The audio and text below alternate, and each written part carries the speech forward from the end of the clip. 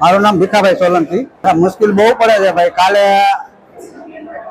કાલે જ સાંજે ને અમારા આ સંબંધીનું એક્સિડન્ટ થયું હતું.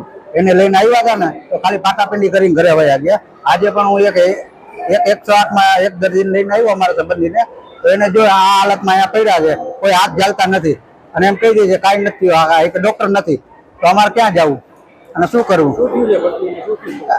આ એમને પથરીનો દુખાવો ઉપડ્યો છે અને કાલે જે એક એક્સિડન્ટ થયું હતું ને એમાં એમ જ કર્યું હતું. એ અમારા સંબંધી હતા. અત્યારે એમ જ છે, કાંઈ નથી કરતા સાહેબ. એમ કે જાવ જોઈએ, ઘરે વયા જાવ દવા લઈને. અત્યારે 108માં લઈ આવ્યો હું.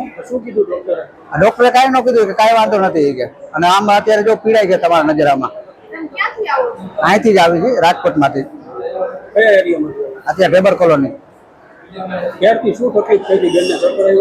આ એક ચક્કર આવી ગયા હતા, પડી ગયા હતા. એમાંથી 108 ને બોલાવીને અમે હોસ્પિટલ લઈ આવ્યા. ના, કોઈ નથી કરી ખાલી એક ઇન્જેક્શન આપી દીધું કે જાઓ ઇન્જેક્શન લઈ લો ઘરે વયા જાઓ. આ એ માંગ છે કે આ તમામ જગ્યાએ જો આ રીતની સારવાર થતી હોય તો આમાં હોસ્પિટલનો આગળ જતા બધાને વિશ્વાસ ઉઠી જાય, બરોબર. અને કોઈને કોઈ સારવાર આપતા નથી અને જ્યાં જાય છે તો આમાં એકાબીજા ધકેલીને મૂકી દે છે, વાં જાવ, કોઈ કઈ હાથ પકડતા નથી.